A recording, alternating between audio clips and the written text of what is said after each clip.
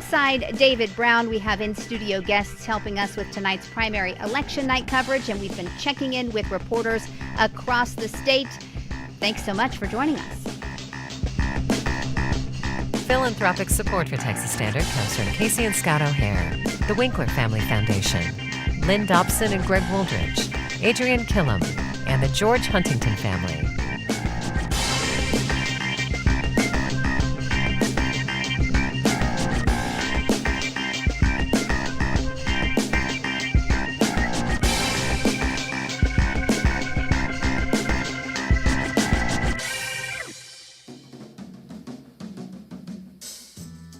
On the next Houston Matters, full election results and analysis. We'll check in with politics reporter Andrew Schneider. Then we'll discuss the results with Rice University's Mark Jones and the University of Houston's Renee Cross. Join us Wednesday morning at 9 on News 88.7. And there will be an encore tomorrow night at 9, as we do every Monday through Friday night at 9 here on News 88.7.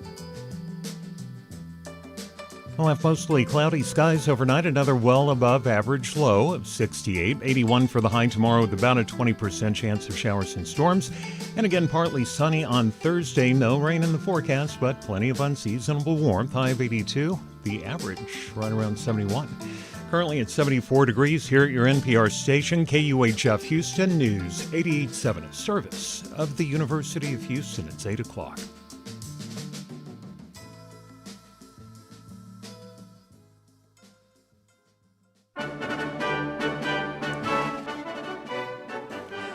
Good evening and welcome to Houston Public Media's live Texas primary election night coverage. The polls closed just over an hour ago in Harris County and in our surrounding area, and we're looking at the numbers as they come in. We're going to be sharing that with you. In the studio with me is Andrew Schneider, HPM's politics and government reporter, Dr. Nancy Sims, UH political science lecturer, and Jacquie Baly, who is the president of BalyProjects, former mayor pro tem of Sugar Land. And we've got a lot to cover tonight. We're going to be looking at the U.S. Senate race, both from the Republican and Democratic side. We've also got some local races, Texas 18th, the 29th, and Texas 9, all with new maps thanks to redistricting. And there's a Harris County judge race that's getting a lot of attention. All of that and so much more we'll be looking at over the next 2 hours. Stay with us. Live from NPR News in Washington, I'm Janine Herbst. In North Carolina, the matchup in one of the most competitive U.S. Senate races in the 2026 midterms is set as Democrat Roy Cooper and Republican Michael Whatley clinched their party's primary nominations today. That's according to a race call by the AP. Primaries were also held in Texas and Arkansas. President Trump says there were no evacuation plans in place for Americans in the Middle East because things happened quickly after he decided to strike Iran. Several days into the war, the State Department is now arranging some buses and evacuation flights in several countries, as NPR's Michelle Kellerman reports. The State Department says it's facilitating charter flights from the United Arab Emirates, Saudi Arabia, and Jordan, and it has helped 300 Americans leave Israel. An official says Americans should call a hotline to get on a list for potential flights and buses. The U.S. is waiving a law that requires Americans to pay back the government for such flights. The State Department says it's in touch with about 3,000 Americans so far, and about 9,000 managed to leave on their own in recent days. Many U.S. embassies in the region have sent home non-essential personnel. Iranian drones struck the U.S. Embassy in Riyadh, where there was a fire, but no reports of injuries. Michelle Kellerman, NPR News, the State Department. Wall Street closed lower today as the U.S. war with Iran pushed gas prices back above the $3 mark. NPR's Scott Horsley reports. The average price of gasoline jumped 11 cents overnight, topping $3 a gallon for the first time in 3 months. Low gasoline prices had been a counterweight to inflation for most of the last year. But AAA says at $3.11 a gallon, gasoline's now slightly more expensive than it was a year ago. The war with Iran has not only pushed up global crude oil prices, but also caused a spike in the cost of natural gas. That could drive up already high heating and electricity bills. Scott Horsley, NPR News, Washington. Minnesota is suing the Trump administration over its plan to withhold $260 million in Medicaid funding from the state. NPR's Selena Simmons-Duffin has more. At the beginning of January, the Trump administration's health agency that runs Medicaid told Minnesota it would withhold $2 billion in federal funding over, quote, non-compliance. A few weeks later, the same federal agency said it would hold back $260 million. Now the state has sued over these actions in federal district court. The complaint outlines the ways that the state has tried to comply with the federal government's demands and points out that Minnesota's Medicaid fraud rate is 2%, while the national average is 6%. The complaint says that the Trump administration's move to withhold federal funds is arbitrary and capricious and, quote, part of the administration's pattern and practice of political punishment against the state. Selena Simmons-Duffin, NPR News. You're listening to NPR News from Washington. Colin Gray, the father of teenage school shooter Colt Gray, has been found guilty of murder and manslaughter. Prosecutors say he bought the then 14-year-old Colt an AR-15-style rifle and allowed him access to both the weapon and ammunition, despite warnings his son was a danger to others. The teen admitted to shooting and killing students and two teachers at a Georgia high school last year. Colin Gray says he didn't know about his son's plans. The trial is part of a wider push to hold parents accountable for a child's actions in school shootings. Today, the Lantern Festival was held in China and Taiwan. It's celebrated on the first full moon of the lunar calendar. And this year was a blood moon, a total lunar eclipse, which darkened the moon last night for people in North America. NPR's Emily Fang has more. Across Taiwan and China, people celebrated Yuanxiaojie, or the Lantern Festival, the 15th day of the Lunar New Year, and a time for family and friends to gather. In Taiwan's Pingxi district, people gathered as tradition and let go large paper wish lanterns on which they'd written with ink calligraphy their wishes for the year of the fire horse. And in China, people held parades and dance performances to celebrate the full moon. And people ate tangyuan, sweet glutinous rice balls often filled with sesame paste because their shape resembles the full moon, and they're eaten for good luck on Lantern Festival and the winter solstice. Emily Fang, NPR News. Asian markets are trading lower at this hour than Nikkei, the main market in Japan, down 3.1%. I'm Janine Herbst, NPR News in Washington. Support for NPR comes from NPR stations. Other contributors include Lilly Endowment, a private foundation supporting NPR's coverage of religion and spirituality, and Jarl and Pamela Mohn, focusing on civil liberties, foster youth, public radio, and the arts.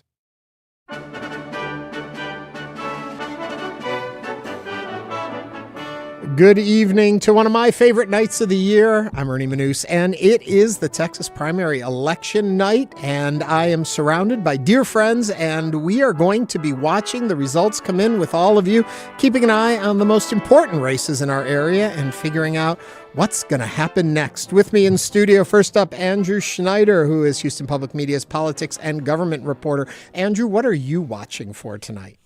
Main race on the ballot is the Senate race. I've been keeping an eye on that for months, and some surprising numbers coming out with the early totals. About 35% of the counties reporting on the Republican side. John Cornyn is leading, not in an outright majority, but he's got about 45% of the vote to Paxton with about 37% of the vote. On the Democratic side, we've seen James Talarico in front, also with about 35% of the counties reporting. He's got about 56% of the vote to Crockett at 43%. But that lead has been narrowing as we've been watching the results come in over the last few minutes. And speaking of watching, we are streaming live on YouTube also, and we'll be running vote totals there, which probably make it a little easier to grasp everything that's going on as we work through it. You can find us by going to HoustonPublicMedia.org and clicking, I believe it's the purple button there, or just go to YouTube and look for Houston Public Media, and you'll find us streaming live. Nancy Sims is also with us, UH political science lecturer. The mistake we make early in the evening putting too much weight on the numbers we're seeing. We do that, and it will be a long night, especially considering several of the counties had to extend their voting hours until 9 o'clock. And one of those being Dallas County, which is the second largest county by vote in the state. So those are going to affect the outcomes. So it will be a long evening. Yeah. Dr. Jacquie Baly is also here with me, president of BalyProjects and the former mayor pro tem of Sugar Land. Hey. A couple titles there for you. What are you watching for tonight? What race has you the most excited? I am looking at that Harris County judge race, Mm-hmm. with Lena Hidalgo leaving. You have many people on the Republican side, and then, of course, we have our former mayor, Anise Parker, on the Democrat side. I'm trying to see if Anise is going to win outright or she has to go into a runoff with Dr. Plummer. And, of course, on the Republican side, we're showing early voting with Orlando Sanchez having a little bit over 25% and Marty Langton 22%. But the surprise of the night is Aliza Dutt and Warren Howell are neck and neck. So it's really very close between Marty, Aliza, and Warren. So I'm going to be watching that very closely. Andrew, as we talk about all of this tonight, people that aren't as tuned in as we are to all of the ins and outs when it comes to this, talk a little bit about what we're watching number-wise, because just because you do well tonight doesn't mean it's necessarily over for you to get the nomination. Right. In early voting totals, statewide, the Democrats led the Republicans, but that's happened before. It's happened in some very recent elections that have been wave years for the Democrats nationally, and it still hasn't led to a Democratic victory. In fact, statewide, the Democrats have not won office in Texas in well over 30 years. Mm-hmm. So who comes out and votes in a primary is different from who goes to the polls in the general election. Well, and Nancy, we were just talking about this too, that it's more that you just can't get the most votes tonight. You've got to get 50% plus one. Correct. To get there the will be nominations. runoffs in May, May 26th. This late spring, we'll have a runoff election, and it's possible that both Senate races could go into a runoff. And certainly it's also possible that Jackie and I are watching closely the county judge's race is very likely to go and run off on both sides. Yeah, Jackie, I guess there could be, and talk to me about the idea of voter fatigue. In this area, we had elections in November, we had a special election in December, we had one in January, we had one in February, and here we are in March. And there's another special election for a Houston City Council seat. Right. Yeah. What happens is does this help voters to feel more connected with electing officials, or is it the opposite? And what we end up is people are tired of going to the polls to vote. No, you're right. I mean, it is voter fatigue, and it's a lot of confusion. The typical voter is not even aware of what they're doing. A lot of people are thinking that they're going for instance, in District C, where you have Nick Hellier, he's running for city council, they think they're going to vote for him right now, and they're actually going to vote for a primary voter. So, yeah, a lot of people are very confused. They don't even know who they're voting for. And that's why you're going to see such a small percentage of voters in the primary versus when the general election comes, you'll have double the amount of people actually going to the polls. And I know everybody is interested in what you all have to say, so I'm going to give a tip to everybody in the studio with me. Get closer to your microphone so everyone can hear everything you have to say. No problem. Andrew, I also want to talk about the fact that as we talk about this race, what we're watching for in a lot of these U.S. representative races is these are fresh electorates for these districts, because what ended up happening was redistricting happened. And so where you voted in that list of elections I mentioned a few minutes ago, we're different territories now. Right. I mean, it's probably been most confusing, I would say, for people in the 18th and 9th congressional districts. If we're talking about voter fatigue, the voters in the 18th congressional district, some of them are now voting in their third election in less than 5 months. So those boundary lines have been substantially redrawn in some cases. So people have had to really stay on their toes to figure out who they're, what congressional district they're in, as opposed to what congressional district they have been in, and distinguish accordingly. Talk a little bit about the journey of Christian Menefee, because he's filling a seat that was, I'll let you tell the story of why it's so confusing and why he's constantly on the ballot. Okay, well, it's now been about a year since Sylvester Turner died in office. His seat was left vacant by design for the better part of the year. Governor Abbott decided last April that, for depending on whose explanation you believe, that that the seat should remain vacant until the general election in the special election should be held in November. Menifee was on the ballot for that. He was the county attorney. He was then the acting county attorney, because technically you're not allowed to hold county office while you're running for another position. And he ran in that election against former Houston City Council member Amanda Edwards, who's still on the ballot, by the way. Who is still on the ballot, even though she withdrew. Even though she withdrew, they wound up as the finalists in that special election. That went to a runoff because neither of them wound up with more than 50% of the vote. So we had the runoff election January 31st. Christian Menifee came out on top in that. But in the process, Al Green, who has been representing the 9th Congressional District for more than 20 years, was redrawn into the 18th as part of the redistricting last year, and he decided that he was going to contest that seat rather than the 9th, which was redrawn as with the intention of it being a potential Republican pickup race. So you now have a current sitting member of Congress for the 18th running against a challenging member from another congressional district. Confusing even for those who know what's going on. and I guess it's hard because here you are serving your time. You just got serving your time. Boy, that does sound kind of going to the House. But you get into office and then you're right into another campaign to hold on to something you're going to be in until December. And that's another point when we talk about county judge that I think a lot of people miss, Jackie, is the fact that we talk about what's going on there, but our current county judge is still in service until the end of December. Not only still in service, she's actively engaged, and she has voiced her opinions in the Democratic primary and encouraging people not to support former Mayor Anise Parker. But by looking at the numbers, the voters aren't really listening to her. Former Mayor Anise Parker is doing quite well in the primary, projected to win if she doesn't have to go into a runoff. But she is the front runner by far. And Judge Hidalgo will be in office until January.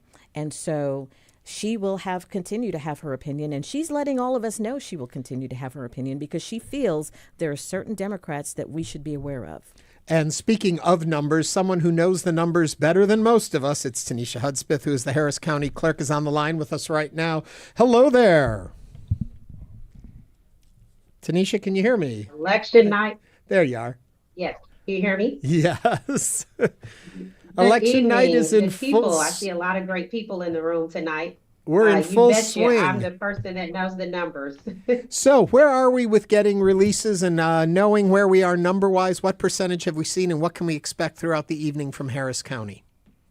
Yes. Well, first off, you should know turnout at this level typically is only seen in presidential primaries. So we pretty much surpassed midterm numbers in the very early voting process, and over 340,000 people voted early in person and by mail. And the last time that I looked at the numbers, they're still rising because voters are still voting. There are many vote centers who had voters in line by 7 that have lines, and they're permitted to vote all those individuals. So definitely over 200,000 have voted thus far for Election Day. Of that 200,000, over 130,000 are Democrats and over 71,000 are Republicans. But again, those numbers are very early. We're still seeing voters voting at vote centers, and we'll keep reporting those. The only numbers that we see on here as votes at this time is those that voted early in person and ballot by mail. So pat yourselves on the back if you voted early, because those are the results that you get to see first, as those vote centers have a long night of finishing voters,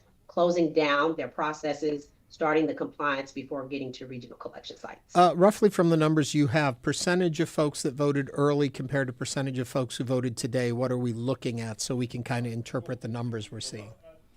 Yeah, I don't have percentages right in front of me, but I know that we have surpassed for sure the percentage amount in early voters. There are more early voters than it was Election Day. I'd really hope that we would have matched early voting in the Election Day process. But with that range of 200,000, it's definitely going to be on a decreased margin compared to early voting. Yeah. Again, I don't know how many more ballots by mail that will come in that are overseas and military. in that time frame, but we'll send something over specific to you in just a moment that has the percentage numbers. That'll be great. Thank you for that. Also, we've heard comments, concerns about some issues in Dallas County and possibly even Williamson County, maybe even over in El Paso. What is the problem that's happening there, and how come we're lucky that we're not seeing that here? Well, I can tell you this, I'm the county clerk of Harris County, not Dallas or Travis or any other county. I'm pretty thankful for that.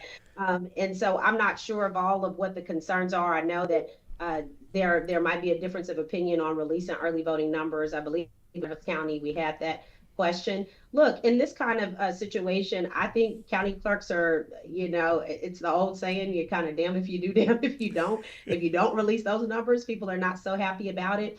And some individuals feel like, hey, if you release those numbers while voters are still voting, that it can have some impact. Right. I encourage people to earn. And so our goal was to get out what we did have processed and ready to go to run. So some of those races could see how they were going because we would get a lot of calls.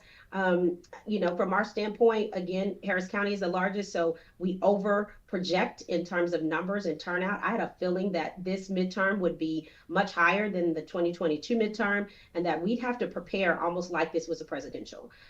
So we did do plenty of polling locations, more resources than expected just to meet the mark when it came to turnout. And so I'm happy to say that we were more than prepared for this election cycle. And I believe this is going to continue through the rest of the year into November. Yeah. Last question before I let you go. Some folks were concerned or didn't quite understand this split primary approach this time. If you can explain a little bit about what was going on and what we encountered at the polling locations. Yeah, so what you witnessed, number one, in the state of Texas, the two major political parties is the Democratic and Republican Party. We know that, right? They are responsible for running their elections. They're also responsible with making the decision as to whether to agree to a joint election versus a non-joint. In 2024, I'm happy to say we were able to get that joint election here in Harris County. And boy, was it much easier for election workers, for our office logistically, to have everyone work together. They do it in November elections and every other election here in Harris County. Unfortunately, this year, the Democratic Party decided to, the Democratic Party wanted the joint, but the Republican Party did not want the joint. And if there's no agreement, then essentially it becomes a non-joint. Now, during early voting, voters don't see anything different, right? They vote at all the same locations on the same equipment. Republicans and Democrats work together. But on election day, the aspect of that changes because when voters go into that vote center, they are voting still anywhere. But when you go into the vote center, only Republican workers are serving Republican voters on Republican machines and vice versa for Democrats. And so, it doesn't always make the voters feel so comfortable. They don't understand the aspect, although my office has worked really hard to explain primaries and what to expect when you get to the polls on every single platform that we can. Where voters have to stand in lines. Let's say it's in a Democratic area, right? And you have a line there, and then on the Republican side, you have machines that are open, but they can't vote on that because they didn't agree to a joint. So not without getting into the weeds, it becomes more of a logistical demand on my office when we have to conduct, the separate primaries. It is two elections happening simultaneously at the same time, but it's much better when it's together. Well, I appreciate your explaining that to us because I have a funny feeling that's going to come up as people look at these other counties that have had some problems. So now we have a basis for it. And I know you've got a busy night ahead of you, so I'm going to let you get back to that. I hope it's not a really long night because if it's shorter for you, it's shorter for us. But thank you for everything you do. Harris County Clerk Tanisha Hudspeth, thank you for taking the time to be with us tonight. Thank you so much. I've got a cotton and snacks for the rest of the night into the morning. Well, good luck, and we'll be talking to you again soon. It's always good that we can reach out and understand what's happening in our local elections, but the big election that we're all talking about and looking at is statewide, and that happens to be for U.S. Senate. We're going to take some time really to dig into that a little bit. Jacquie, why don't you start me off on this one and talk a little bit about what you're looking for on the Republican side and what made this rather heated and rather curious to watch the results come in. This is probably the toughest race that John Cornyn has had. Mm-hmm. And he's fighting for his life, for his political life. Paxton is Teflon, I refer to him as. Nothing sticks, really. A lot of controversies have come his way, but he has a core base that always supports him in every race that he runs for.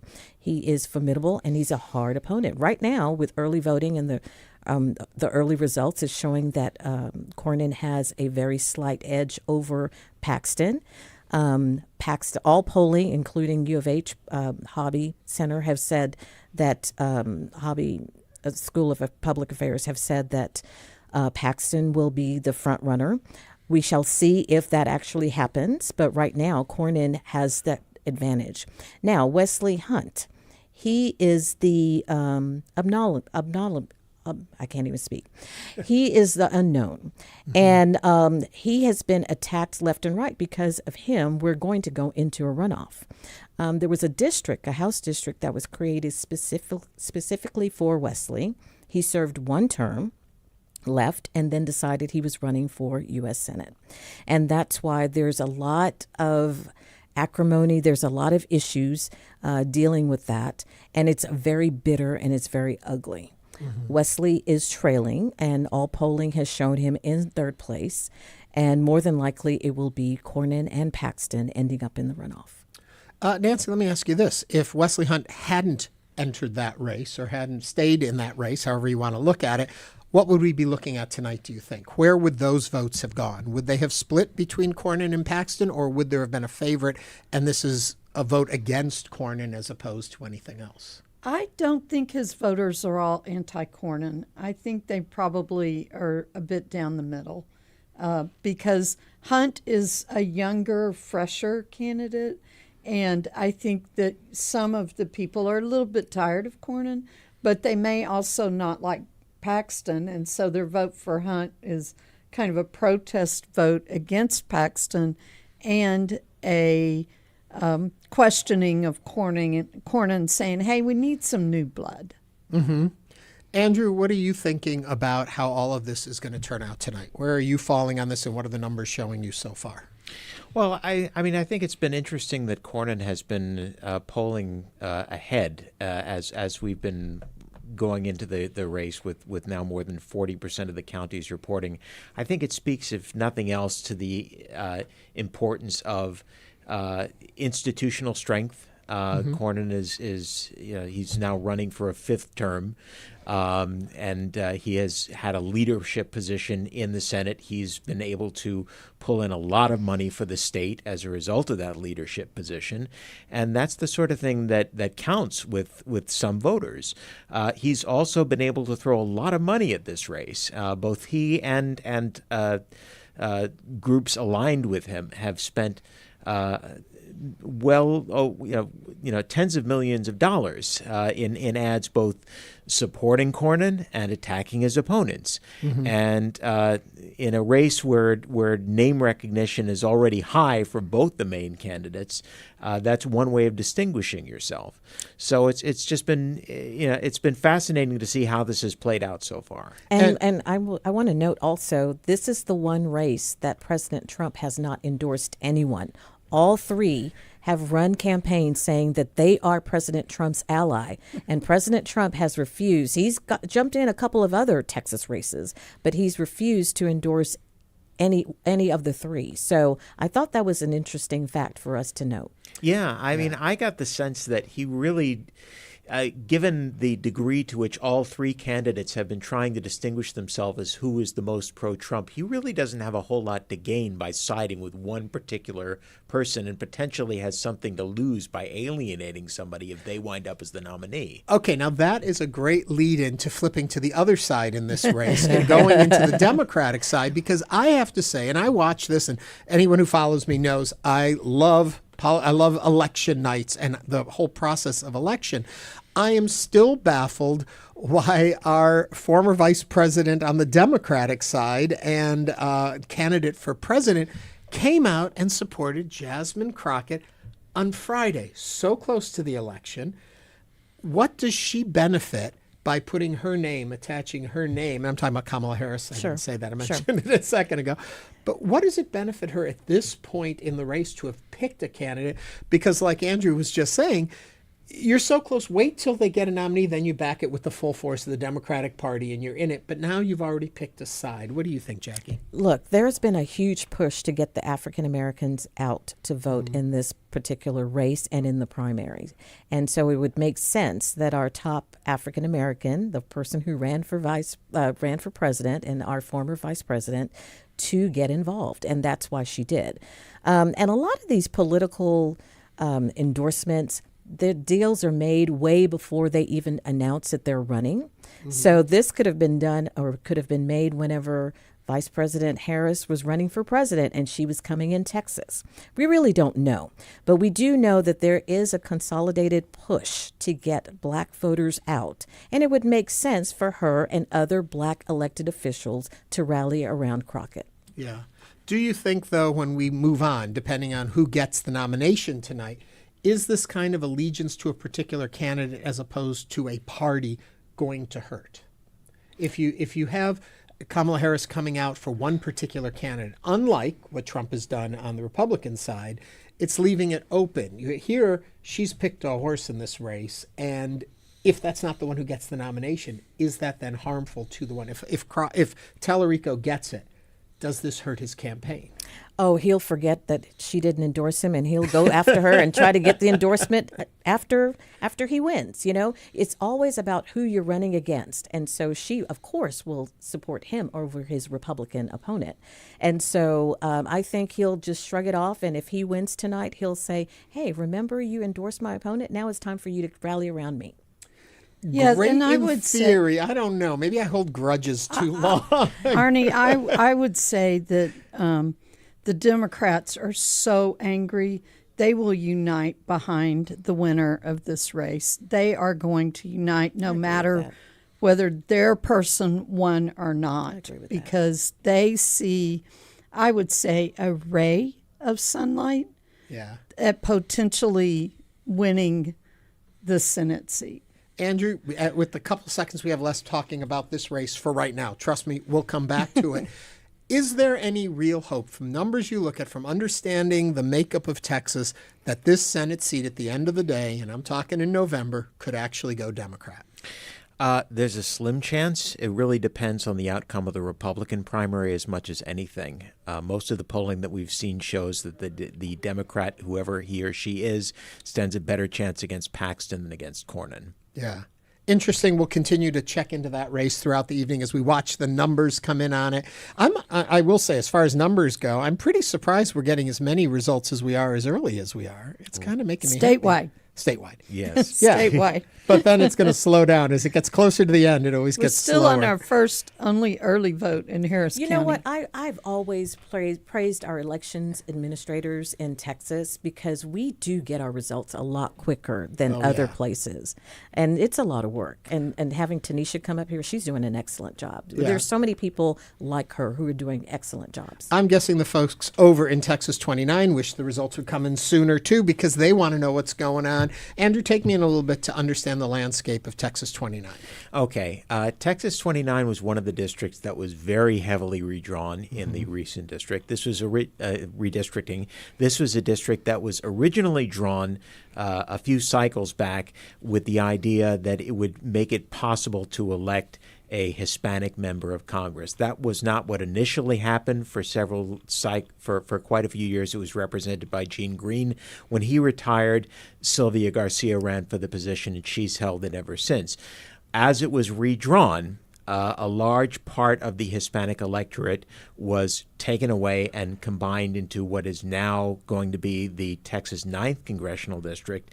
Portions of the 18th Congressional District and a few other districts were combined in so that there was a much larger African-American population.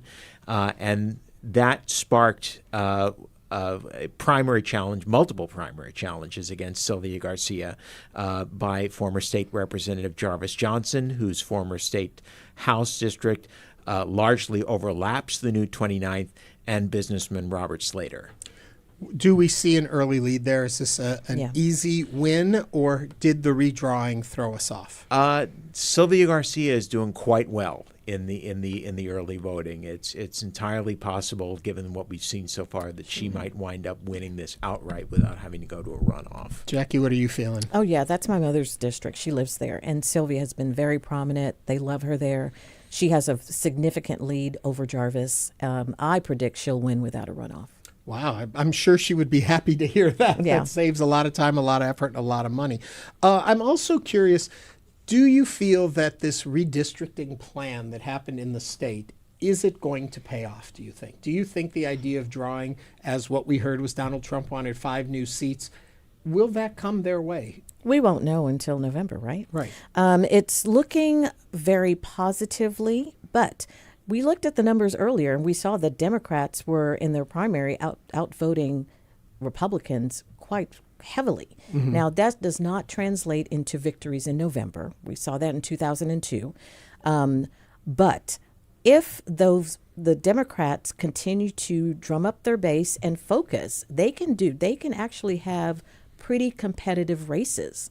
And some of these districts that were drawn that are solidly Republican, they will stay solidly Republican. But you have some areas, and the governor said that he's going to go in there and start giving resources to help some of these people. But you do have some areas that are purple that are in play, and the Democrats are looking at those. Well, you know, one person who's definitely looking at all of this, it's Representative Sylvia Garcia. She's on the phone with us right now.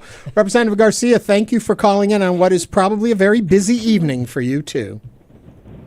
Well, it's busy, but it's also exciting because we're really encouraged by the early returns. From what you're seeing in the early returns, and I'm sure from within your own campaign and the polling that they have done, what do you think was the secret to your success so far tonight? Well, we focused on making sure that we reached out to all of the new voters in our area. You remember, Ernie, as you all talked about earlier, my district currently was totally dismantled and cut up in 4 pieces. So I started out 70% new area and new voters. So it's all about reaching out to those voters and making sure that they knew that I was running, because so many of them know me, knew my name, but it was sort of reintroducing myself to them. And making sure that they understood that what I've been doing in my current position of fighting for us on cost of living, on insurance costs, health insurance, protecting Social Security, jobs and a good economy for all, resonates throughout the area. I mean, people are just mad about the economy and the affordability, and now they're mad about ICE and they're mad about the war. So we talked about the things that matter to people, and I think that's what brought us together, is that we focus on issues that people are wrestling with, and it boils down to their pocketbooks. Yeah. Are you here in the region tonight, or are you in Washington? No, I'm here tonight. I'm at a watch party visiting with my supporters, and I leave tomorrow morning because we've got a couple of really important votes, especially on Thursday, regarding the War Powers Act and this war that this president has gotten us into. Yeah, I guess I'm curious, as a bystander here, how complicated, how hard it is to continue to serve your day job in Washington and also campaign back here in the district. It's been a real juggle, but Ernie, they say that women are always good at multitasking, and that's what certainly I have been doing, and it's been a real challenge because I can only campaign when I'm home on the weekends, but we made the best time making sure that every event that I was at was touching voters, reaching voters. We blocked, we phone called, we sent flyers, we did digital ads. We did all of the above because we took nothing for granted. This was such a new area, again, 70%, that we knew we had to work hard, and we knew we would be able to work hard, just like we've always done, to be able to represent working families in this area. Congresswoman, this is Dr. Jacquie Baly. My mother actually lives in your district, and I saw firsthand your ground game, and you're absolutely correct. I just want you to know you executed an excellent campaign. I'm not surprised by the numbers I see tonight. You were there, you were visible, you made sure your constituents knew who you are and you were there to serve them, even if there were new constituents. And so your numbers are not surprising me at all because it was a brilliant execution. I just wanted to let you know that. Well, thank you, and I'll be sure to pass that on to my campaign team and obviously even my official staff who made sure that I had the flexibility to do some of this work on the weekends. So thank you to all our team and to everyone who worked so hard, from the volunteer to the staff person, in terms of time and resources and energy, because it really takes a team to put something like this together and to ensure people that we're going to be there to govern and work for all the district. Representative Garcia, thank you so much for joining us, and good luck watching the rest of the results come in tonight. Well, thank you, Ernie, and I'm hoping that we'll be able to seal the deal soon because I've got a flight to catch in the morning. The practicalities of life come into play. Thank you very much for talking to us. Thank you so much, Ernie. Always good to talk to you. Bye-bye. Bye-bye.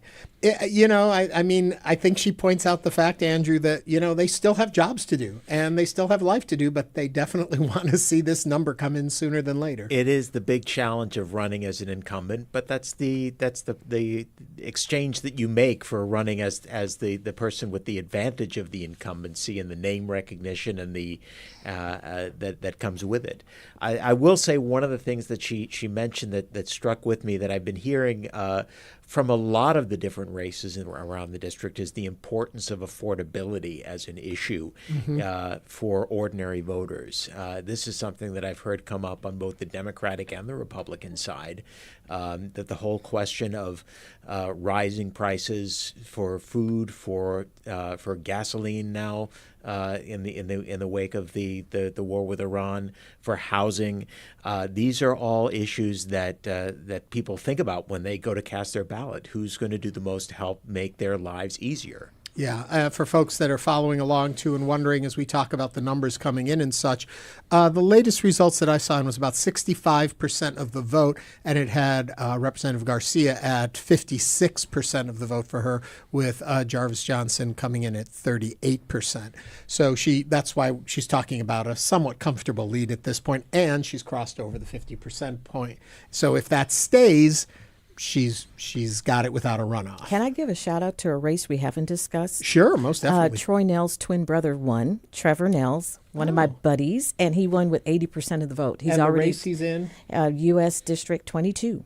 Well, CD 22. Well, congratulations. I know, I'm so excited. It's nice when the numbers come in early enough that they can 80% be in there. I think this is correct me if I'm wrong, but I think this is the first case in U.S. history of an identical twin succeeding an identical twin in a congressional race. It is. And I'm glad it worked. Or is it just the plot of a new Disney film? Doesn't it sound like it? You never know. Speaking of races and talking about our U.S. representatives, one that has a lot of attention, and we talked about it already a little bit, it's the Texas 18th.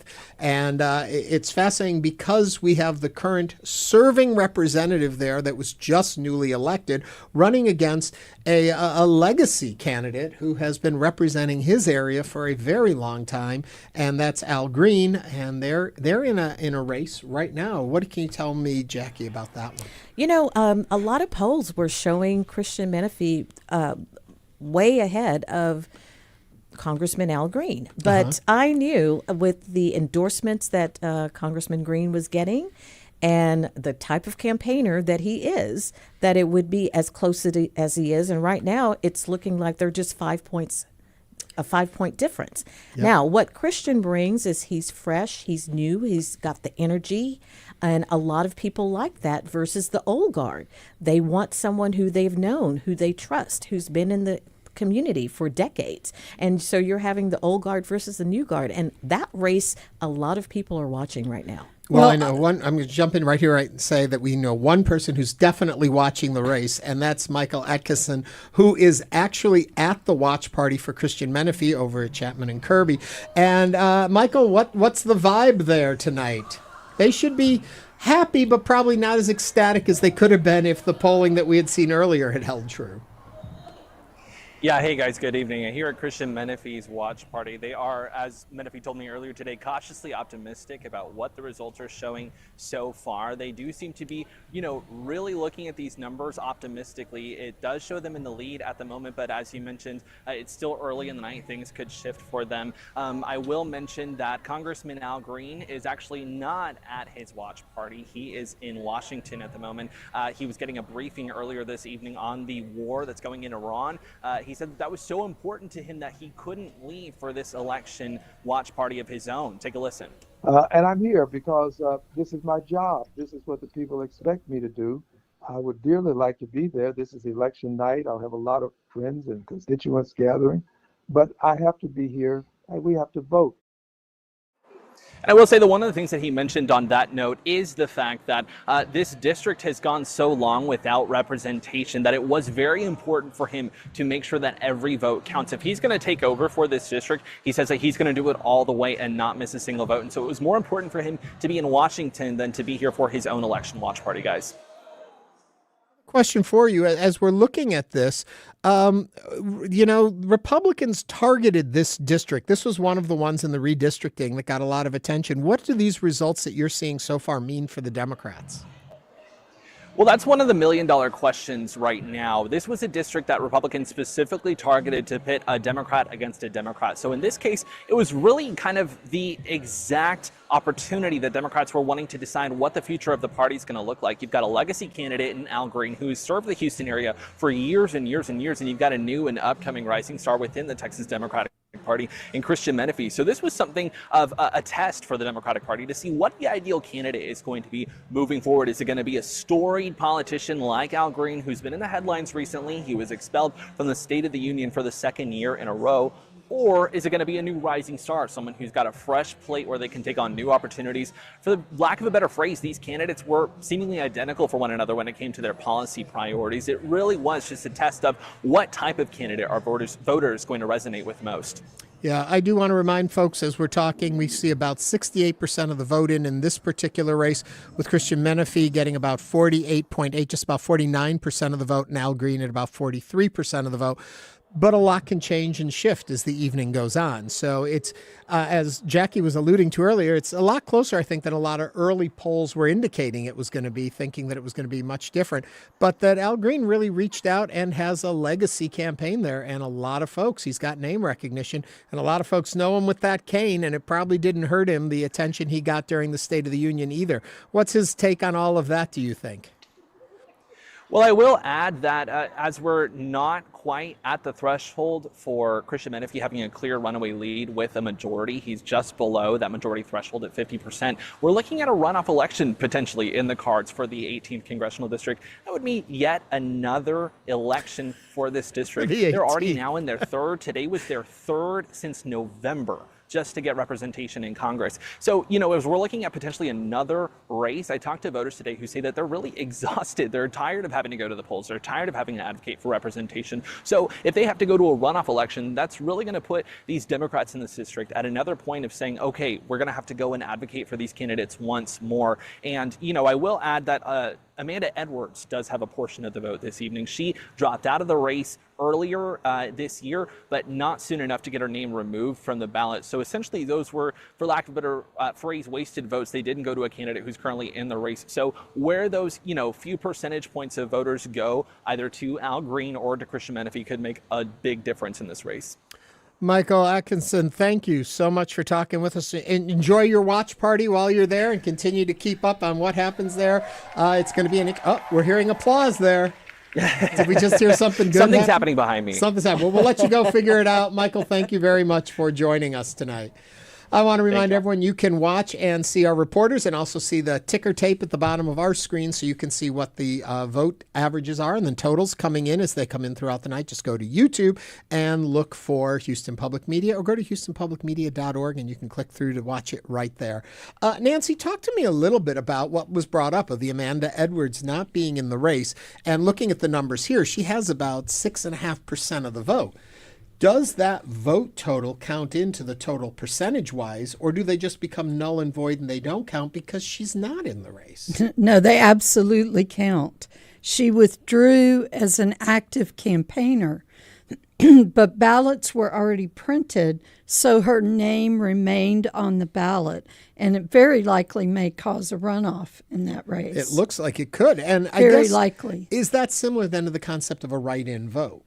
Because it doesn't matter. You don't have to say you're in a race. If someone writes your name down, that vote counts for Not that person. exactly. Because Texas is so large and our elections are very complex, we print ballots way in advance. Mm-hmm. And so historically, we've elected people who have been deceased, people who have been in prison, because there's no way to remove their name from the ballot once they're printed. And that's what is the situation in this particular race. While she said, I am no longer actively campaigning, she could not take her name off the ballot. The votes do definitely count into the total.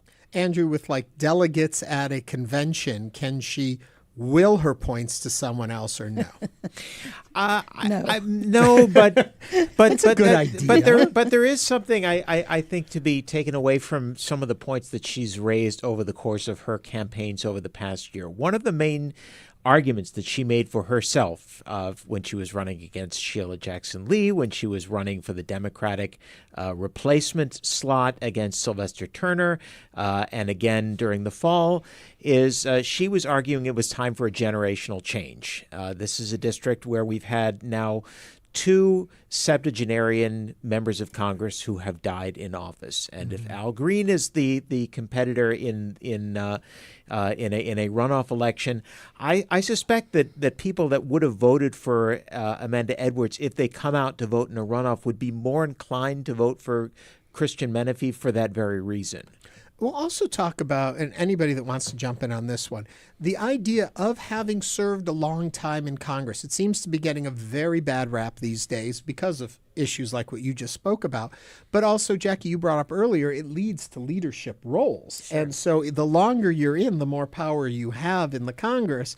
And that's what we want for our region. We want someone who's in a power position. So if you're always looking for the new shiny candidate, you lose that institutional strength. Yeah, I would say. I'm sorry. Oh, no, I would just say Christian Menefee is the 435th member out of 435 because he is the newest member sworn in January of this year. Yeah. So, and a point I wanted to make is Jolanda Jones actually endorsed Al Green. So even though there is that generational issue that's been brought up, we would assume all of the younger people are going to endorse Christian Menefee. You have the Ron Reynolds and the Jolanda Jones who endorsed Al Green. And to your point, the raising of the cane, many of his constituents felt that's my congressman. Mm-hmm. He's there to fight. He's there to fight Trump. That's what they love about him. And I guarantee you that gave him a boost. Yeah. I will say one of the things that's been kind of a surprise to me as to how the 18th has been playing out was that for a long time, before the polls really started registering in terms of the primary itself, the idea that Al Green was going to be the competitor in a district where so much of his former 9th district had been folded in. The assumption that I was hearing from a lot of analysts was that he was going to be the heavy favorite, and if anybody was going to win without a runoff, it would be him. So the fact that he is running even a close second, at all, is kind of a surprise to me. Yeah, I think, though, I have to say this, and you mentioned it, Andrew, that the voters in District 18 are a little traumatized. They lost 2 members of Congress within a year that were not healthy. Who were beloved. And they were beloved members of Congress. I'm going to jump in here for a minute. Christian Menefee is speaking, and we've got a feed of that, so we're going to jump in and hear what he's saying.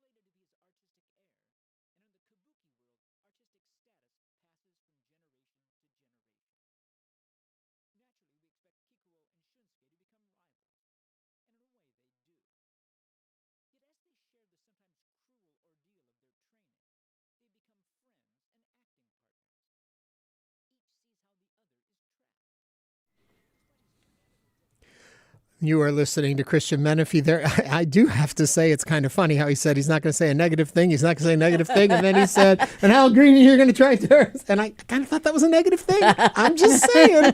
Just my point of view. We'll talk more about that in a minute. We also have an attorney general race that's going on in the state right now. And one of those candidates is with us right now. It is Joe Jaworski. He is the former mayor of Galveston, but also with us right now. How are you doing there, Joe? Just after a great day at the polls, I am back home, just cooked a whole bunch of hamburgers for my campaign team and my family. We are here, grateful for the experience that we are seeing unfold. It's a great, great aspect of democracy. How are you feeling about the way you're seeing the numbers come in tonight? Well, it's gratitude for the coalition we built, gratitude for all the volunteers, all the poll workers, all the people who have supported me across the state. It looks like, the numbers are coming in that would suggest a runoff, but you can't really say until everything's in. So, we're going to see what happens. And I'm very, very proud of my team for all the hard work they've done.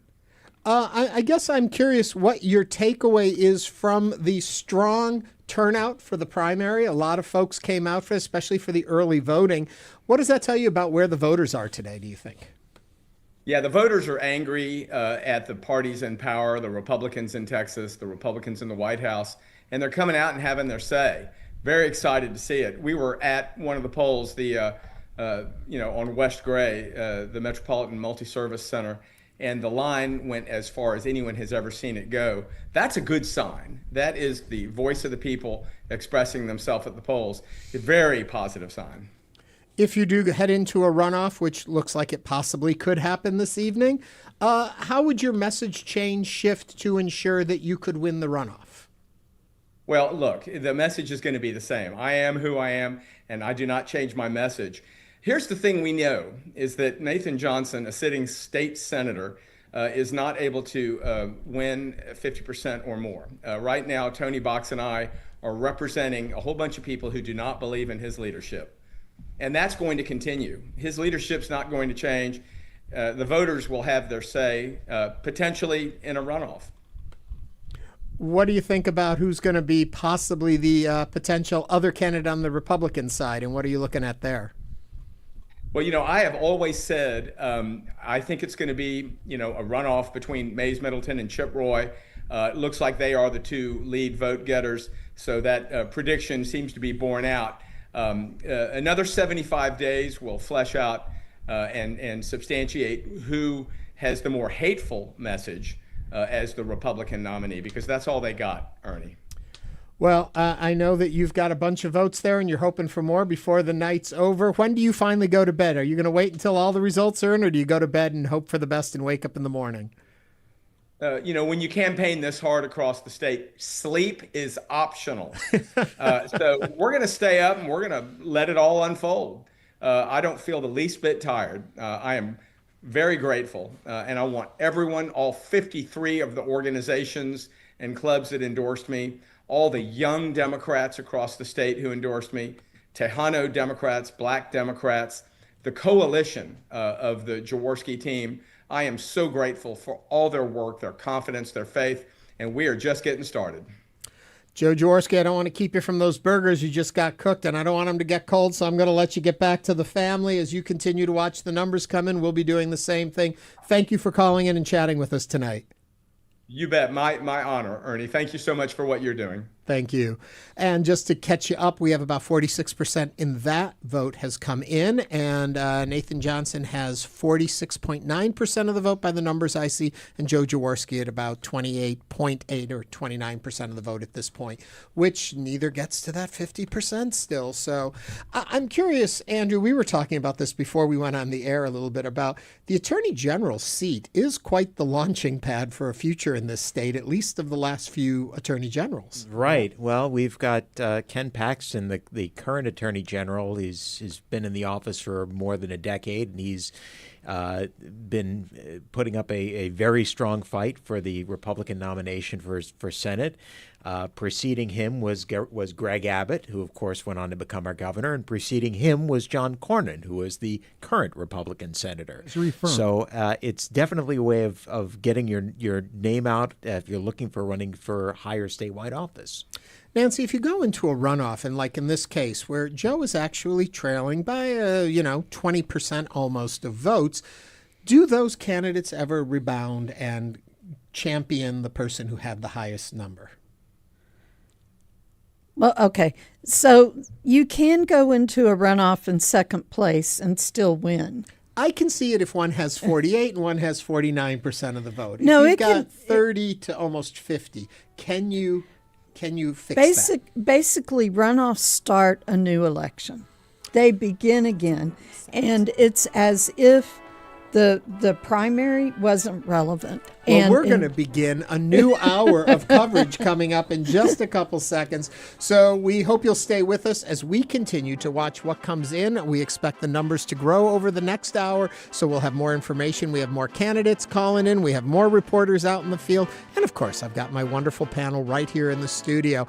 So continue to listen to us right here on News 88.7 or watch us on YouTube as we continue to celebrate, not just watch, but celebrate the Texas primary election of 2026 right here on your local NPR station, News 88.7 Houston Public Media.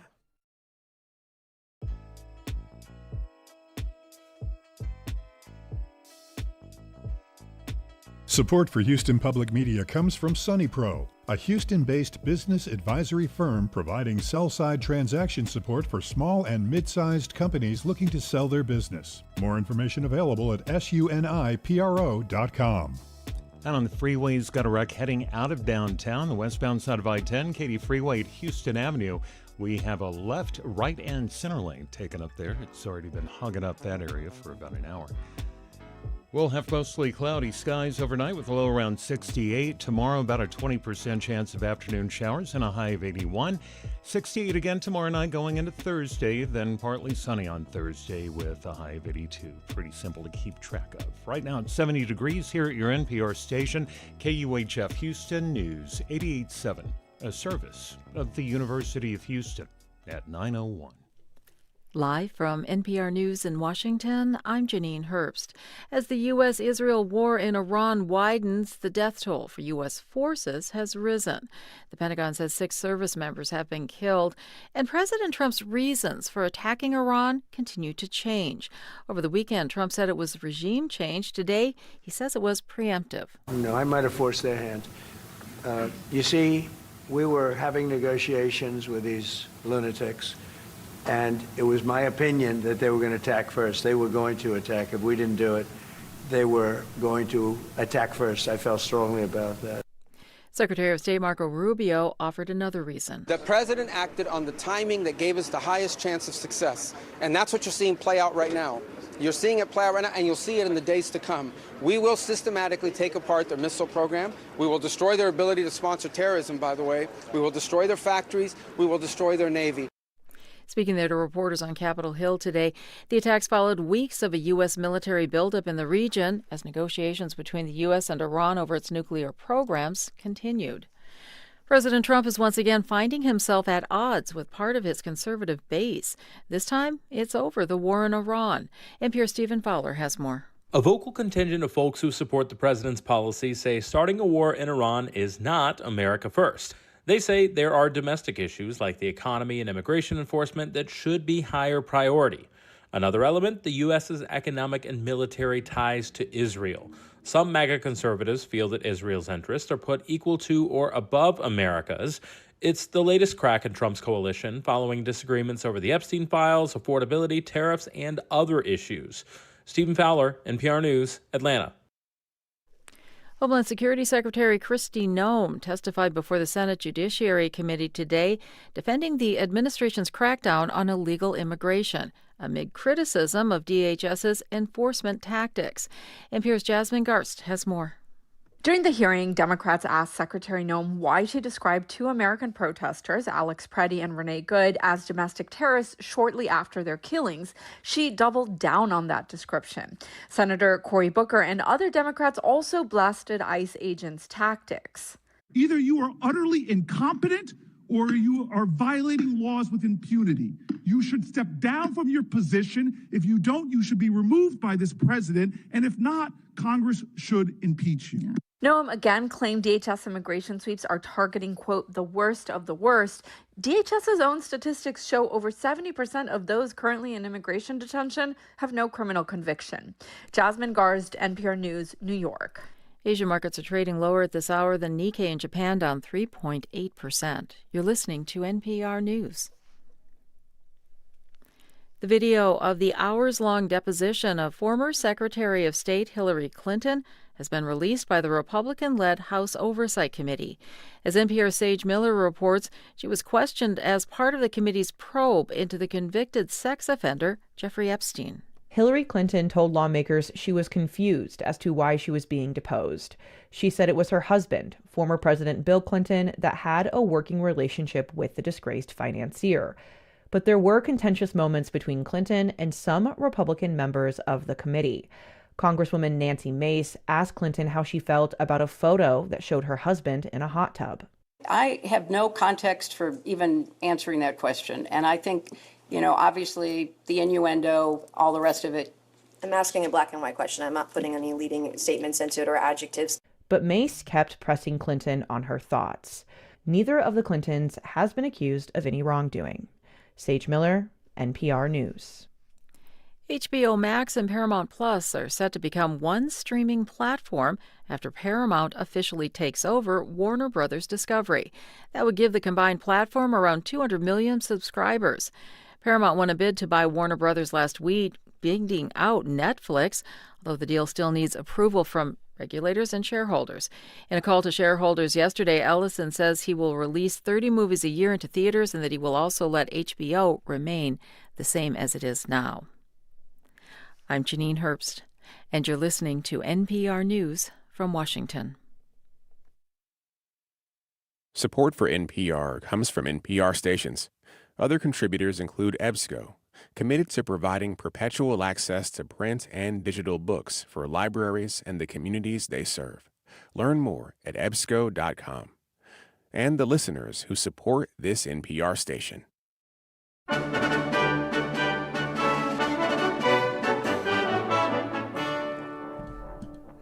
You know it's an important show when your theme music sounds like that. We are watching the results come in from the Texas primary election that is happening today in the state of Texas, and we are coming to you from downtown Houston in the middle of Harris County. So those are the votes we're looking at. I'm Ernie Manouse. We're with you for the next hour looking at the races that matter to you. We're looking at everything from the U.S. Senate primary to the governor, lieutenant governor, attorney general races. We're also looking at the congressional districts, Texas 18, 29, and 9, and also coming up this hour, a good focus on the Harris County Judge, which is often called one of the most powerful local offices in Texas. Here with me in studio, Andrew Schneider, who's Houston Public Media's politics and government reporter. Hello, Andrew. Hello.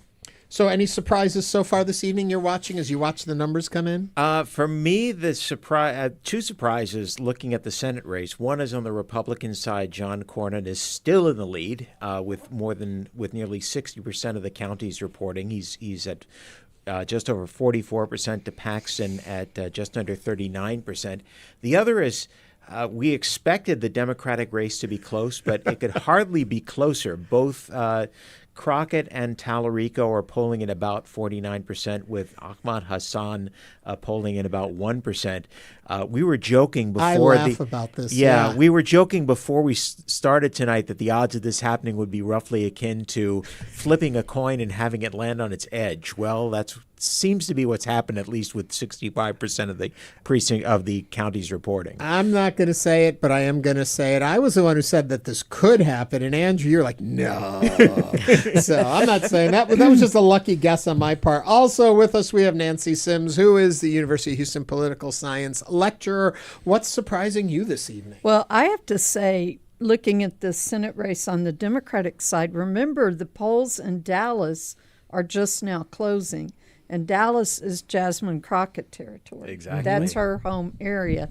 So I don't think we've seen their votes come in yet, and that could swing it in her direction. And part of that, too, for folks to understand, is there was an issue with polling and concerns over there, and so the polls stayed open later, so these results are coming in later. So correct. It'll be an interesting thing. Another thing, Nancy, before I move on to my final panelist here, I've been looking at my numbers and sharing my numbers so efficiently throughout the evening, except for the fact I may have been slightly off.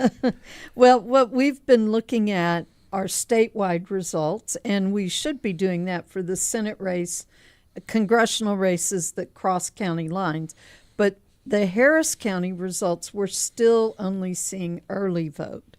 So early vote is all we're seeing in Harris County. So when we look at the county judges race, it's the exact same as it was when we started an hour ago.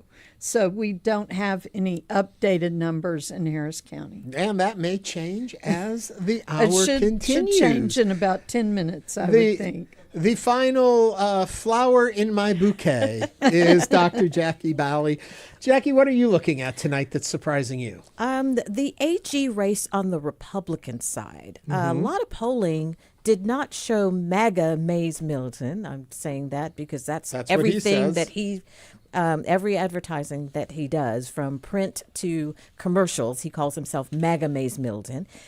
He is right now at 42.9%, with Chip Roy at 29%.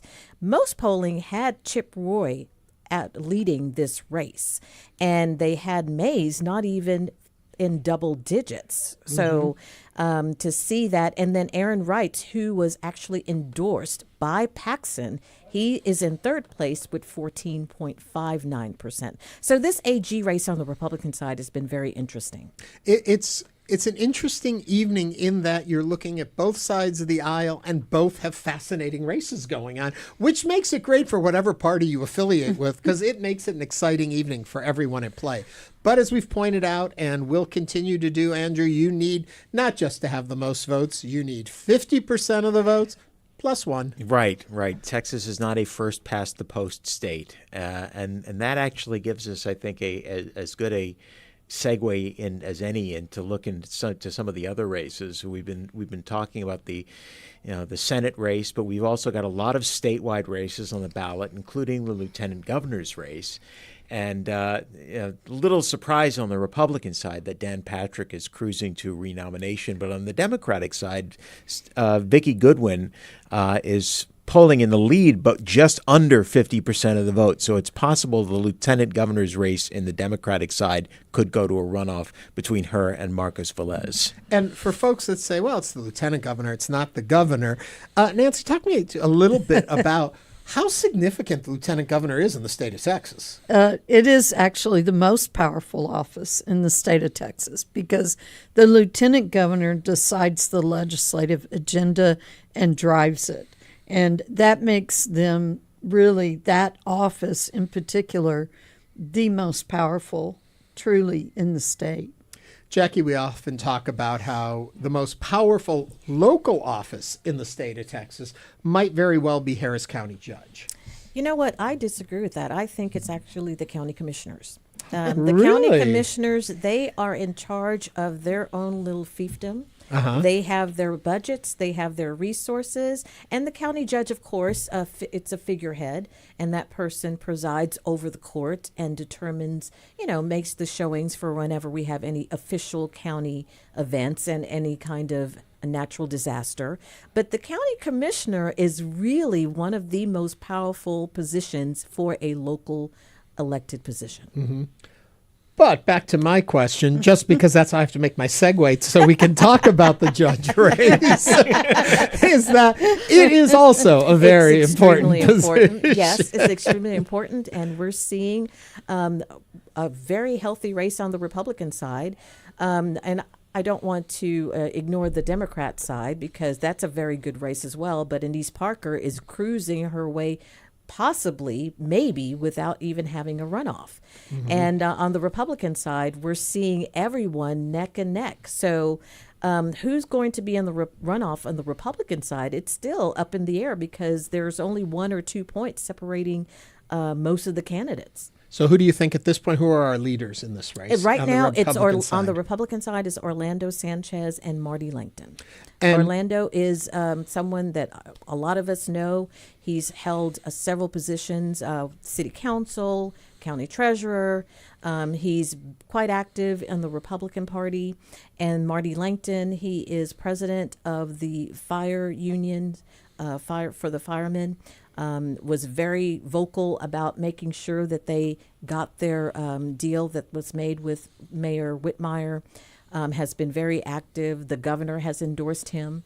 So those two are right now looking in as they're heading into a runoff on the Republican side. Well, it's interesting you should mention Marty Langton because Houston Public Media's Dominic Anthony Walsh happens to be at Marty Langton's watch party over at Cadillac Bar, and he's joining us right now to tell us what's going on over there. Dominic, how's your evening going so far? It's good. I've been both at Orlando Sanchez's watch party and now at Marty Langton. Very different events over at Orlando Sanchez's watch party. A little bit smaller. It's in a smaller room over at Pico's in Upper Kirby. Here at Cadillac Bar in Rice Military, the mood is very upbeat, even though Langton is trailing Sanchez with the early vote. Good attendance, a lot of first responders, and we'll see how that energy translates into what's typically a lower turnout runoff election. I'm guessing the feeling is this is going to head to a runoff for this position particularly. That appears likely. As you've been saying, this is the early vote that we're looking at, but Sanchez stands around 26%, Langton around 22%. And so assuming these two make a runoff, this will pit an experienced elected official against a labor leader seeking office for the first time. You know, Sanchez served on the nonpartisan Houston City Council from 96 through 2000 before filling the Harris County Treasurer's role as a Republican in 2007. After more than a decade in office, he was swept out of county government in that 2018 blue wave, and then he subsequently fell short in 2 bids for the city controller's office. Langton would be a first-time office holder. He is the union president of the Houston Professional Firefighters Association since 2016. And 2016 was also the first year of a protracted fight with the city of Houston over a new contract for the firefighters union. And throughout, Mayor Sylvester Turner's first 2 terms in office, Langton really used his platform to criticize Turner. The dispute was resolved in this blockbuster deal under Mayor John Whitmire in 2024, and Langton has since then used his megaphone to praise Whitmire. Well, Langton's megaphone has caught the attention of Governor Greg Abbott, I do believe. Talk to me a little bit about that relationship. Yeah, so Governor Greg Abbott wants to turn Harris County dark red. He has endorsed Langton in the runoff. Now, when it comes to this question of turning Harris County red, Sanchez, who was in that swept out of office in that blue wave in 2018, he told me that it's tough. Here's what he said. It's been a turbulent, tumultuous 8 years. Ms. Hidalgo came in with 0 experience. It's one of the reasons I got into the race, because there's some candidates also on the ballot for the Republican nomination that have 0 experience. As you can hear, very looking forward to this runoff, referencing specifically Marty Langton there. Marty Langton, when I heard him speak to his supporters, also appeared to reference Hidalgo, who has had a somewhat contentious second term. Langton says the county faces a lot of issues. Here's what he told supporters. The people of Harris County deserve leadership that approaches these problems with the seriousness, accountability, and common sense leadership that they deserve. Leadership that listens to the people. Leadership that brings people together instead of driving them apart. Like I said, Hidalgo took office in 2018 in a historic blue wave here in Harris County. After the runoff in May, the GOP is hoping for a red wave this November. And like you said, Governor Abbott has said he is prepared to spend big to make that happen. Well, it is kind of fascinating. The spending big, though. The endorsement went with Langton. Do we know if any money followed, too? Was there support ads? Was there involvement from the governor in that regard? So my colleague, Sarah Bruno, who covers Harris County, looked into campaign finance. Abbott has not waded in with actual dollars just yet, according to her analysis of the campaign finance reports. So we'll see if that changes in a runoff or if he's waiting to see who the actual candidate facing Democrat in November will be. Dominic, you could not have set me up any better because I've got Sarah over at the other party, and we're going to go to her right now. Thank you very much. Continue to keep your eye on what's happening on the Republican side of this race. Anthony Dominic Walsh, thank you. Dominic Anthony Walsh, Thanks. I hadn't got your name back. Thanks, Ernie. Thank you. Speaking of Sarah Bruno, she is over at the Anise Parker watch party at Pearl Bar, taking a look at what's going on the Democratic side. Hello there, Sarah. How are you doing? Doing great, Ernie. It's totally packed here. We're at Pearl, Houston, off of Washington. A very excited crowd over here tonight. How are they feeling about the returns as they've already come in? Granted, we've only seen so many. Yes, the mayor seems to be leading tonight. Like I mentioned, some very excited cheers here as the TVs show those early returns tonight. So it seems that everyone's feeling pretty good over here. You know, what are some of the biggest challenges that'll be facing whoever takes over this Harris County judge seat? Yeah, that's a great question. So County Judge Lene Hidalgo had a pretty turbulent relationship with county commissioners over the last budget season. So I believe whoever takes that seat will have to find a way to better work with commissioners to really mend that relationship as they work, on addressing some of the county's biggest problems. As you're watching this tonight, where are we with the vote counts? Are you keeping up on it? Do you know what they're saying and what they're believing is going to happen next? Yeah, like I mentioned, it sounds like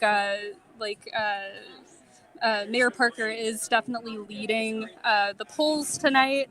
I visited Letitia Plummer's campaign as well. She's a close second behind Anise Parker on the Democratic side of the county judge's race. So both sides are really watching the polls close.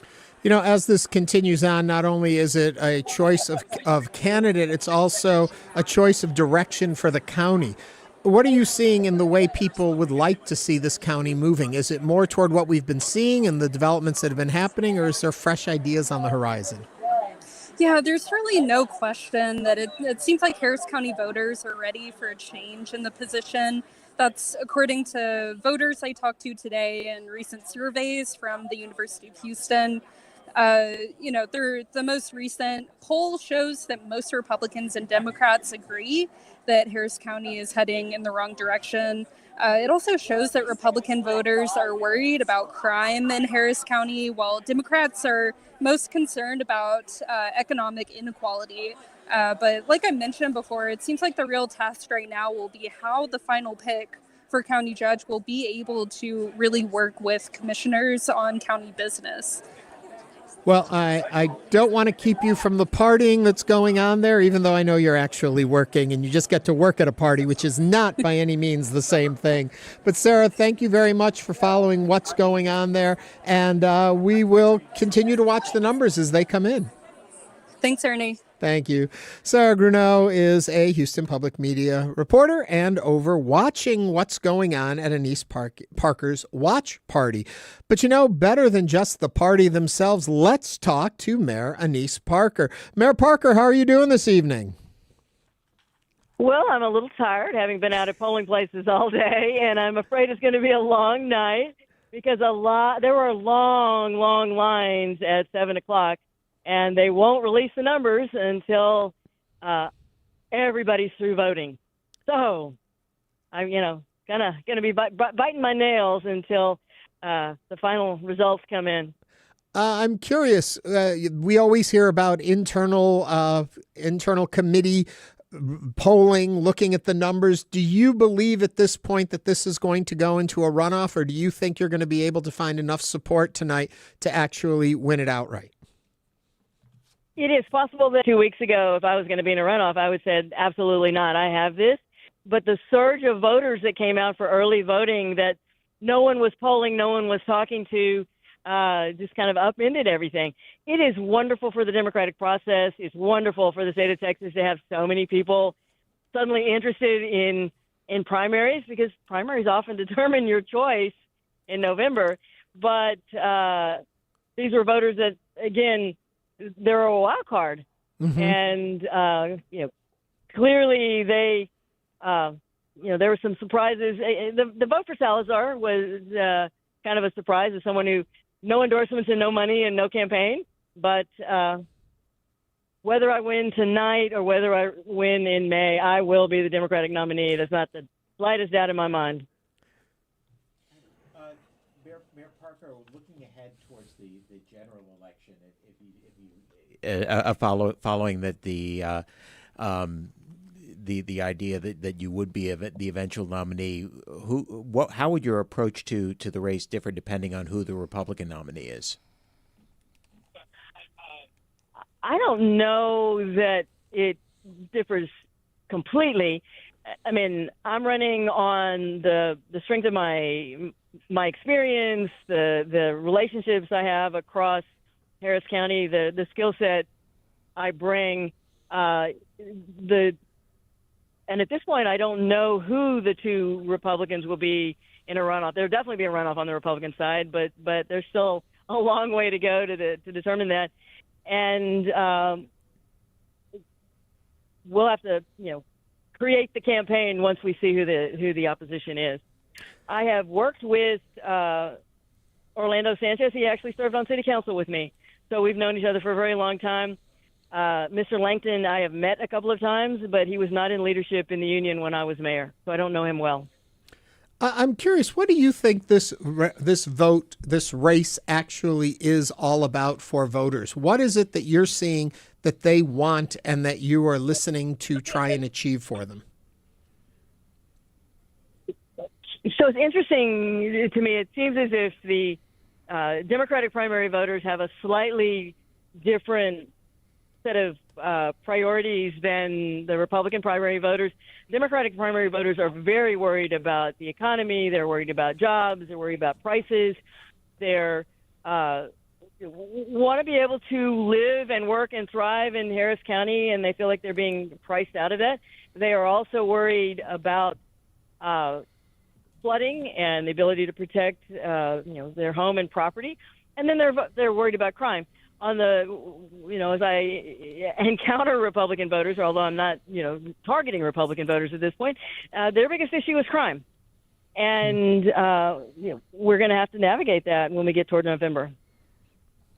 Mayor Parker, this is Jacquie Baly. I just wanted to say congratulations. Your numbers looked very strong. I'm not surprised. You run a very good campaign, so congratulations to you. Thank you. I appreciate that. Yeah, we worked the whole county and communicated effectively with traditional Democratic primary voters. As I said earlier, it was interesting on both sides of the aisle that new people showed up, clearly being energized by the Senate campaign. I hope that bodes well for November, because people need to be involved in the process. Mm-hmm. They need to care enough to show up to vote.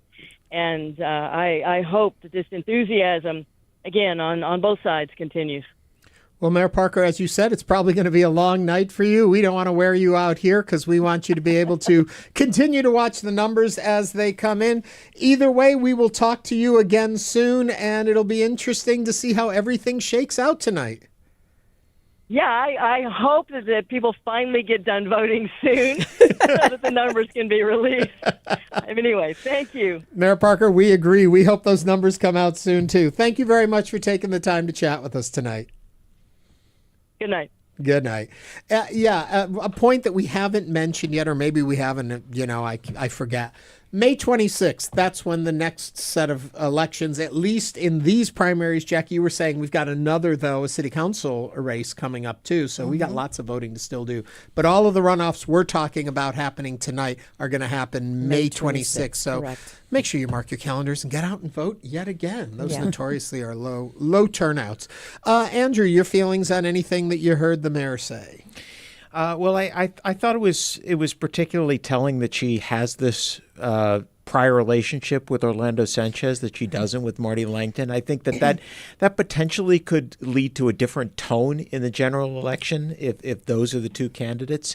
It's one of the I'll say it, unfortunate developments of recent election cycles, that there's been a tendency to go negative and hard negative early on both sides. It would be interesting to see a race that was conducted more on the issues and less on the negative advertising. Nancy, though, I do have to ask, this would not be the first time that two people who are cordial with each other are in a race against each other and the knives come out, and when the race is over, they can go back to being friends. That's the oddness of politics. They can, and they do. And, like the former mayor said, she had served on council with Orlando Sanchez. I did want to add, when we were speaking with Mr. Walsh, that Orlando Sanchez also ran for mayor of Houston twice. He mentioned city controller, but he also ran for mayor twice. So he's run for office a lot over the last 2 decades. Those of us that watch these races and watch these candidates and look at them, oftentimes you say, well, they lost here, they lost there. They have a history of not winning an election. Do they actually get tainted? Do voters think in those ways? Or is it just those of us that watch these polls think of it that way? So I think it's a mix. I think in Orlando's case, not so much, because he served on council and he served as county treasurer for 10 years, as we mentioned. So he held office as much as he ran for office. Well, he won half. So he's even. There are perennial candidates that run every time for different offices, and they tend to get a little bit of a taint. When I was asking you that question, I heard a whisper in my ear from Jackie who had a different opinion. Well, no, actually, I wanted to just tag on to what she was saying about Orlando. One of the things that he actually has been doing the last several years is a grassroots type of activism in getting the Latino vote out. And he actually thinks this is part of his strategy for winning this position. So he has been with grassroots, trying to get the support out. He has been very supportive in getting many Latinas on the Republican side elected. So he has been known, even though he has not been elected the last decade or so. But sometimes it's just a name ID for a typical voter, and they don't know how they know the name. It could be because they ran a million times, or it could be because they are in office. And sometimes if you run repeatedly, you get lucky because of that name ID for a voter who's not really informed. And I think that's evidence tonight in the Texas Democratic governor's race. Gina Hinojosa is leading at the moment. Does not look like it'll be a runoff. But in second place is another perennial candidate, Chris Bell, who has also been a city council member in Houston, been a member of Congress, and has run for governor previously. But I was a little surprised, in all honesty, to see him sitting in second place in the governor's race. I can think of at least one other case where somebody has been a perennial candidate and eventually won, and that's Sylvester Turner. He ran for mayor twice before he finally won. He did, but he always served as a state rep, right? True. So, and then, but Andrew Burks was a Houston City Council member that ran for like 8 times and then finally got elected. Sometimes you can just wear the voters down and they're like, okay, we'll vote for you. We're going to give you your shot. And then you can be Anise Parker and run for many different positions and never lose. Win them all. And never lose. Yes, which would probably put a little fear into whoever's going to come in on the other side against her if she has that track record. That's I wanted to strong. say I have moderated a couple of these county judges forums, and to see the dynamic with her and Orlando is actually quite nice. Yeah. You can tell they have a friendship. You can tell they respect each other, even though they're on opposing sides and they're opponents. And they have different views on some policy areas, quite a few policy areas. You can still see the respect that they both have for each other. And I also saw it between her and Judge Emmett when she was mayor and Emmett. And they built a working relationship that turned into a true friendship. I mean, I don't know if there was a friendship before, but they definitely walked away with a friendship there. And teaching classes together at Rice. Yeah. You know, another race we haven't really talked much about is Texas 9. Andrew, talk to me a little about Texas 9. Texas 9 is one of the most heavily redrawn districts as a result of last year's redistricting. It had been up until recently, and in the current Congress still is, a district that is centered on the southern portion of Houston. It's been a district that has been Democratic for quite some time. It's elected Al Green repeatedly over the course of more than 2 decades. It has been redrawn as a potential Republican pickup. It's now centered on the eastern side of Houston and Harris County and out towards Liberty County. And that's a pretty robust Republican field that's contesting that vote. Well, Bianca Seward, who is one of our reporters, is out at the Alex Mueller watch party. Bianca, what are you seeing this evening? Hey guys, yeah, I'm out here in Dayton, Texas at the Crawfish Supply with Alex Mueller supporters who've gathered to watch the results come in. And the mood is good, although it sounds like we're headed to a runoff here. Yeah, you had 9 GOP candidates in this race. I mean, one of them did drop out, though, right? It was an incredibly crowded field. And at this point in the night, it really does look like we're going for a runoff. For the last couple of weeks, it looked like Mueller had a strong chance of securing the nomination outright. But for now, the numbers are too tight, and it looks like this primary will stretch on for a few more months. And that could be tricky for Mueller. In the runoff, it will be just her and Kane, likely, who's represented large parts of the district in the Texas House. And there will be added scrutiny for both of these candidates. So a runoff really resets the race for these two. I got a chance to speak to Mueller just after the initial vote started to come in. And I want that interview with you guys. She told me she expected for tonight to end in a runoff, but is still pleased to be in the lead. I'm confident the more people know about me, the more they like me. And that's what you've seen as the race where people thought I was just another dark horse long shot. And then you've seen with votes that, no, I'm actually the preferred candidate for this district. And we haven't yet heard from the Kane campaign about their chances in a runoff or if this is a better scenario for them. But it's likely his best outcome for tonight that he could have hoped for. Tell me this, though. We said there were 9 now, 8 candidates at GOP side. On the Democratic side, if I'm not mistaken, there's 6 candidates running there. Yeah, it's another crowded field, which kind of tells us that though it's been redrawn, as Andrew said, to be favorable to Republicans, it doesn't look like Democrats are going to let this go without a fight. So there were several candidates that jumped in, but it looks like Leticia is going to be taking that lead. We haven't seen anyone break that yet. How has the race changed, do you think, in the last month?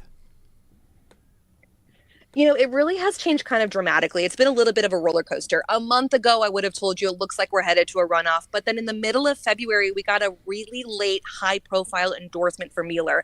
President Trump weighed in, and that's about the best of endorsement a Republican could hope for in this area.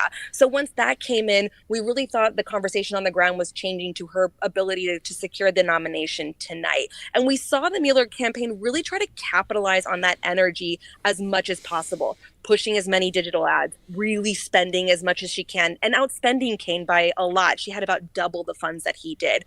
So we really kind of watched this go up and down and up and down. And for tonight to possibly end in a runoff is just another twist in this race. And I guess we can take this for granted, this question, but Republicans are really taking this serious for a change because this district, by name at least, was never really in play for them.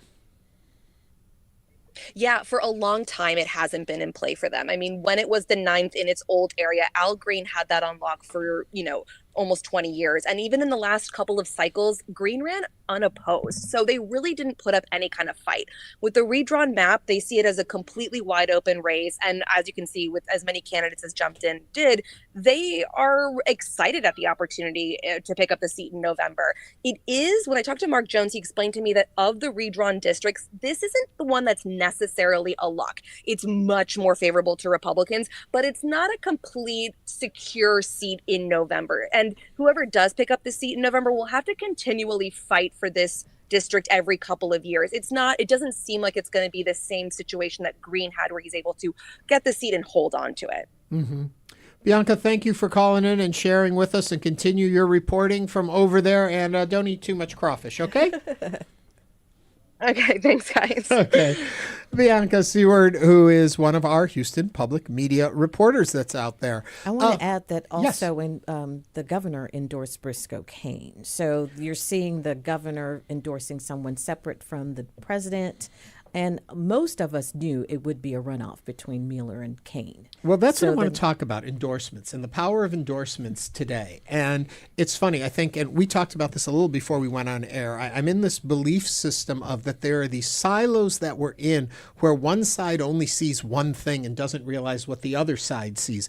And if you're in the Democratic silo, or at least the far left silo, you look at it and you think, Trump is damaged goods. Nobody believes him. Nobody follows him.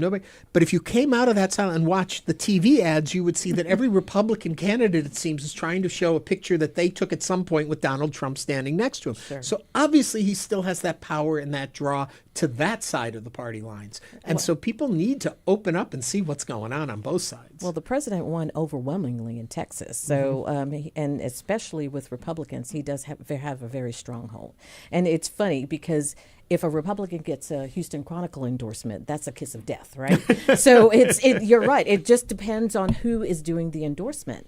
A lot of people on the Republican side, and especially with districts that are drawn that is a majority Republican, it's a safe Republican district, they are going to seek the attention or seek the endorsement of the president and or the governor, especially with the governor pouring resources. He says he's going to. Those are two endorsements that are big if it's Republican favored. If it's a purple area or an area that Democrats are in play, for instance, Orlando Sanchez was very happy about the Chronicle endorsement because in Harris County, that does mean something. But if someone was running for county judge in Montgomery County and got the Chronicle's endorsement, that would be the kiss of death. So it depends on where you are, how strongly Republican it's aligned, and based on how your base and your constituents are, then you'll determine if you want to seek the president's endorsement or not.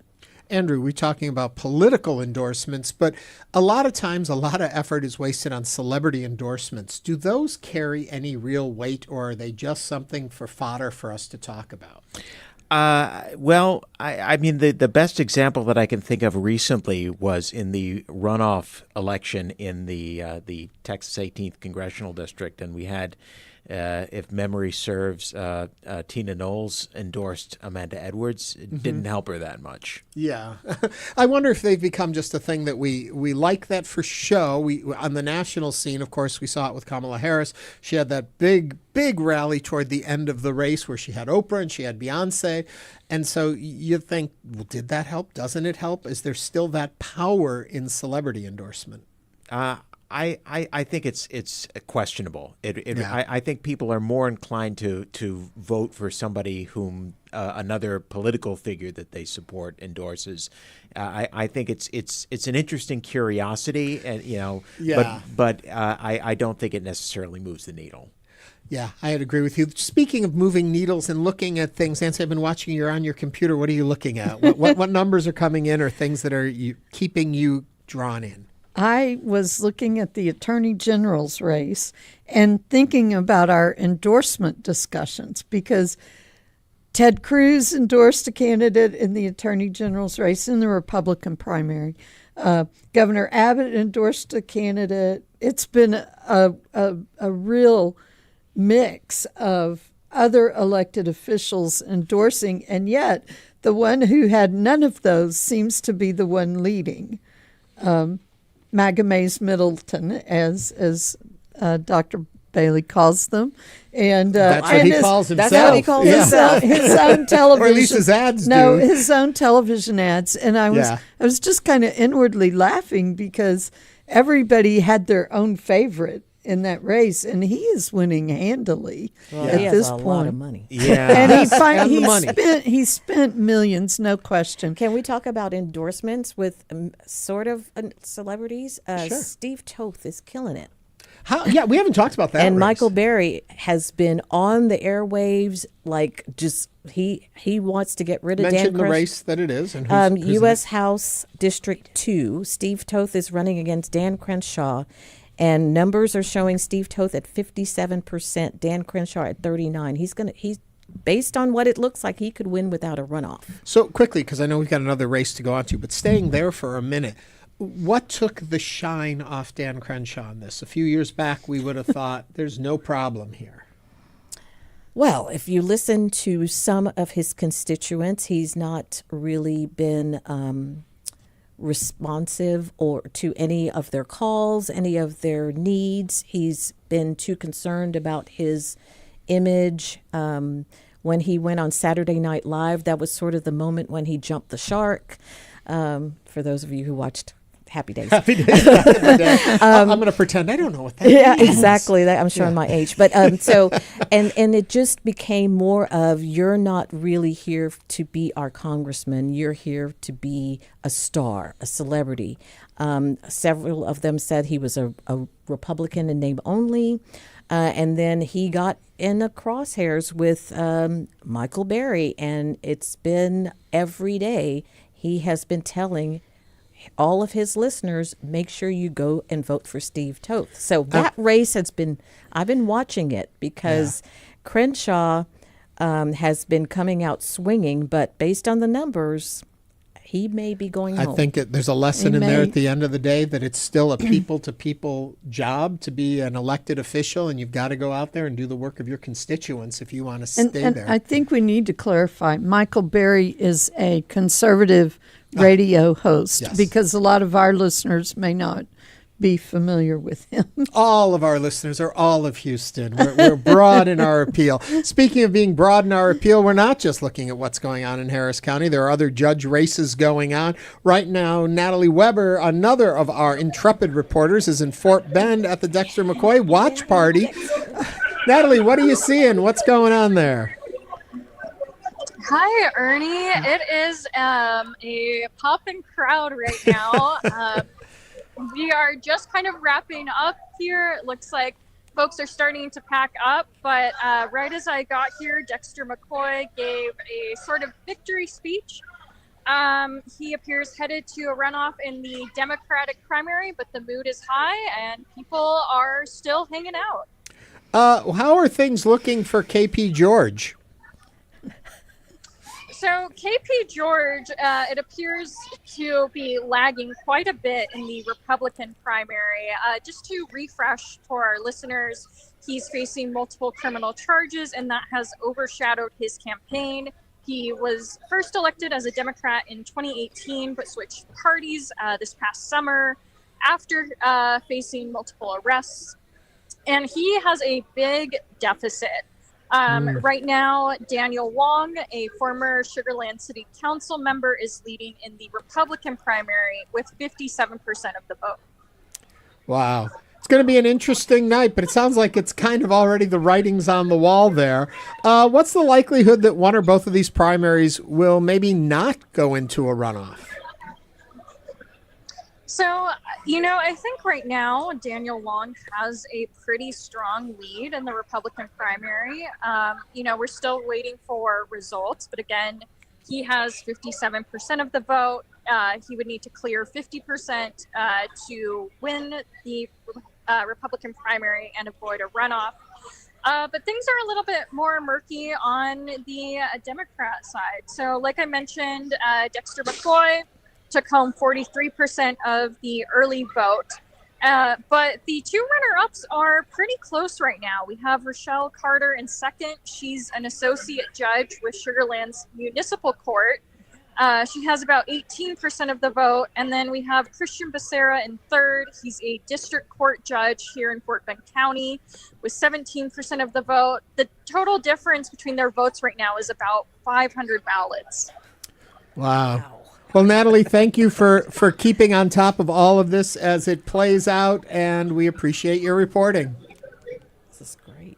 Thank you, Ernie. Thank you, Natalie Weber, another Houston Public Media reporter out in the field.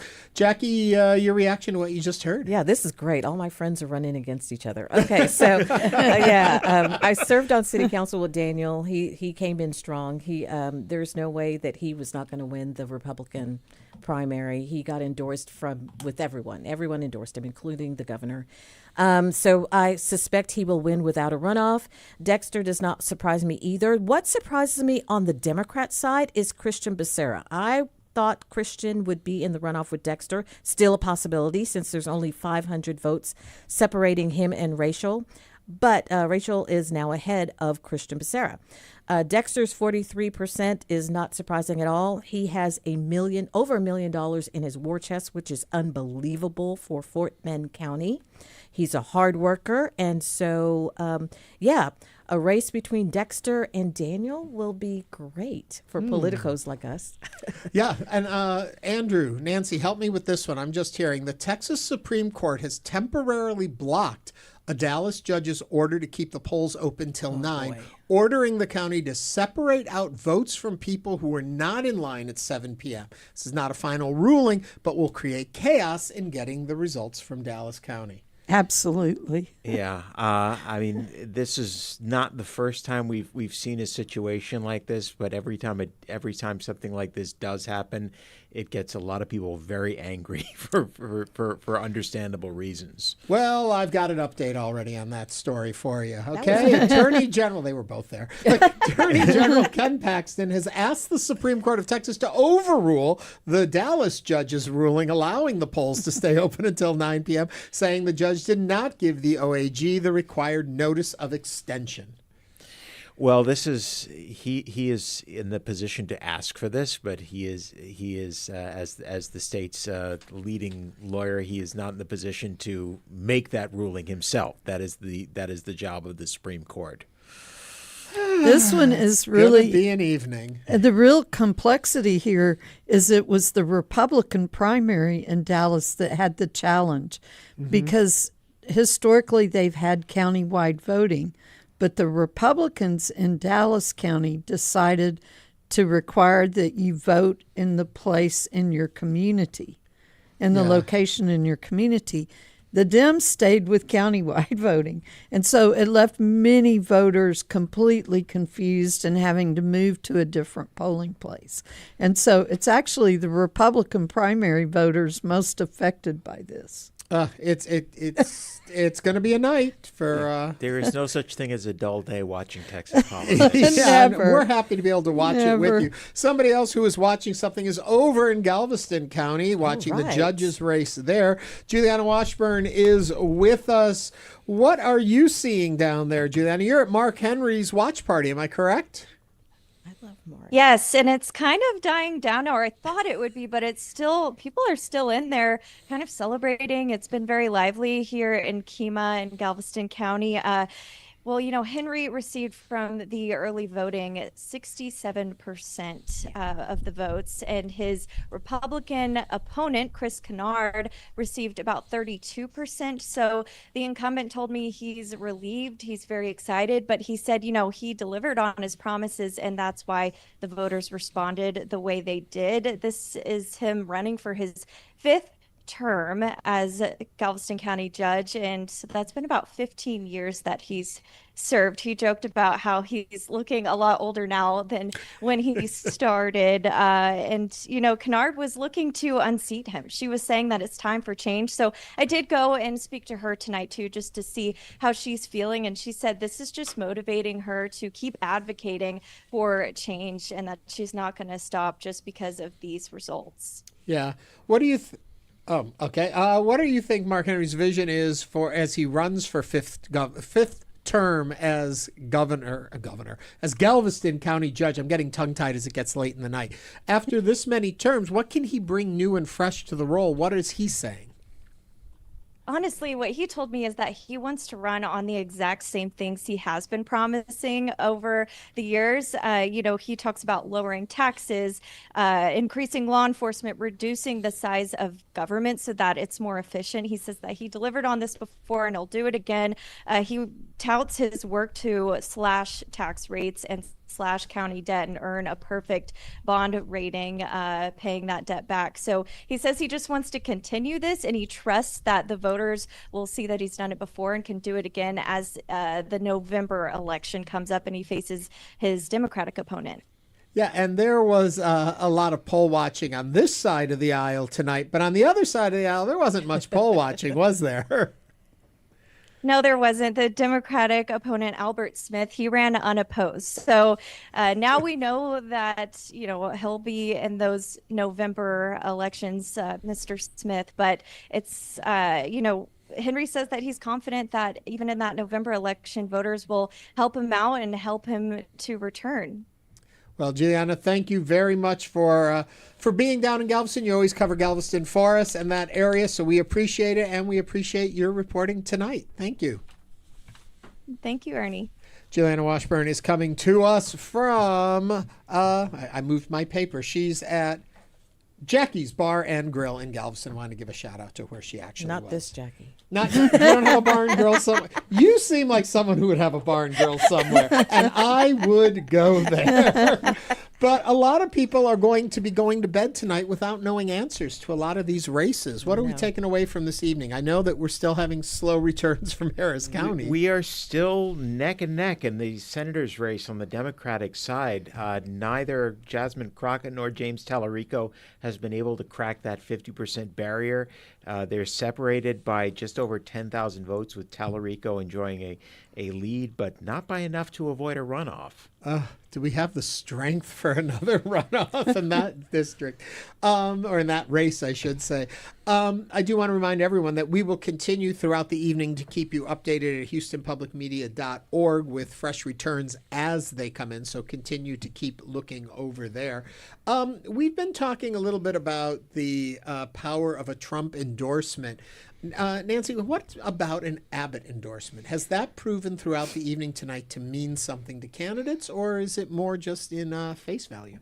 It hasn't meant that much so far from what we've seen. Again, Dallas and Harris counties are only reporting early vote at this point. So those are your two biggest counties in the state. We need to keep that in perspective, how it might move the U.S. Senate race on the Dem side. Other races that are so close tonight, which is a number of them. So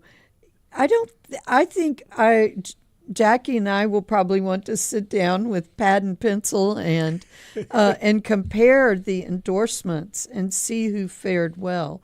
Those that had the Trump endorsement, did they win their primary? Those that had the Abbott endorsement, he's not looking very good tonight. In the state rep races, he is. In the state rep races, he's doing much better.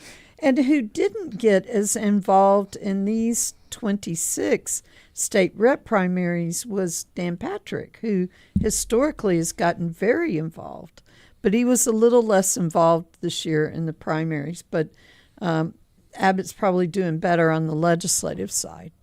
Andrew, let me ask you, there's a couple of races there were lots of races we didn't get to, but a couple of interest still, the Comptroller's race and Agricultural Commissioner. Yeah, this is another pair of races where we had dueling endorsements. We had in terms of the Comptroller's race, President Trump weighed in on behalf of Dan Huffines, former state senator, former gubernatorial challenger to Greg Abbott. Abbott had endorsed the acting controller, Kelly Hancock, another former state senator. And on the agriculture commissioner race, President Trump endorsed sitting commissioner, agriculture commissioner Sid Miller. That's after Abbott had very publicly endorsed his challenger, Nate Sheets. So just to take a sort of a quick look running down at the statewide offices in terms of where those races are. In terms of the controller's race, Don Huffines is cruising to a first-round victory over Kelly Hancock. And in terms of the agriculture commissioner's race, Sid Miller is running behind Nate Sheets, with Nate Sheets looking like he could wind up winning without a runoff. So it looks very much like if the endorsements had any weight at all in this race, then they were mixed. Interesting. There's so much more to unpack in this, and as has been said by Nancy, you folks will be out with your pens and pencils and looking at all this and figuring out what these numbers all mean. I'm looking for final thoughts, final remarks. I will start with you, Jackie. Yeah, so most of the candidates that we suspected to make the runoff are making the runoff. Based on what we're seeing, the results are slowly coming in.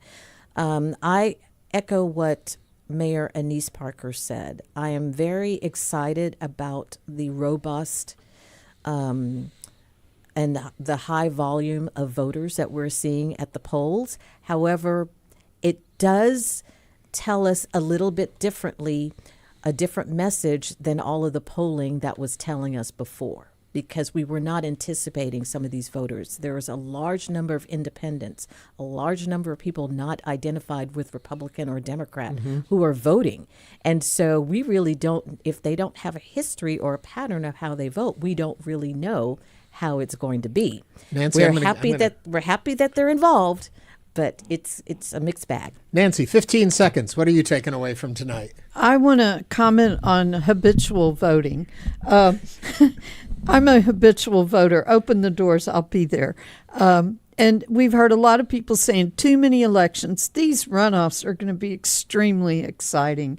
And I want us to change our message to, look how many times we get to vote this year. Aren't we fortunate? We are fortunate because that is democracy at And May work. 26th, you can let your voice be heard again in these runoffs. Andrew, take me home. Give me 15, 20 seconds. I would say the surprising thing is, in spite of the anti-incumbent mood, we're seeing a strong night for incumbents all around. And I'll wrap this up where I started. John Cornyn is leading Ken Paxton, although not by enough to avoid a runoff in the other Republican side. Going to be interesting to watch. Andrew Schneider, thank you very much. Nancy Sims, thank you. Dr. Jacquie Baly, thank you very much. Tanisha Hudspeth, all the reporters out in the field. It has been quite a night. We are still watching these election results come in. There was a poll on our YouTube. Did you vote in the primary elections? And 81% of our listeners said yes. Only 19 said no. So thank you very much for that. Hey. Remember, we're going to continue to keep you informed at News 88.7 throughout the night, and the results are all up on as they come in, HoustonPublicMedia.org. And Andrew Schneider will be all over the radio tomorrow. Thank you for listening. Support comes from the Houston Symphony, featuring pianist Jan Liszewski in Mozart's Piano Concerto No. 9 with Elgar's Enigma Variations. Conducted by Vasily Petrenko, March 13th through 15th at Jones Hall. Tickets at HoustonSymphony.org. On the next Houston Matters full election results and analysis, we'll check in with politics reporter Andrew Schneider. Then we'll discuss the results with Rice University's Mark Jones and the University of Houston's Renee Cross. Join us Wednesday morning at 9 on News 88.7. It'll be cloudy overnight with a low around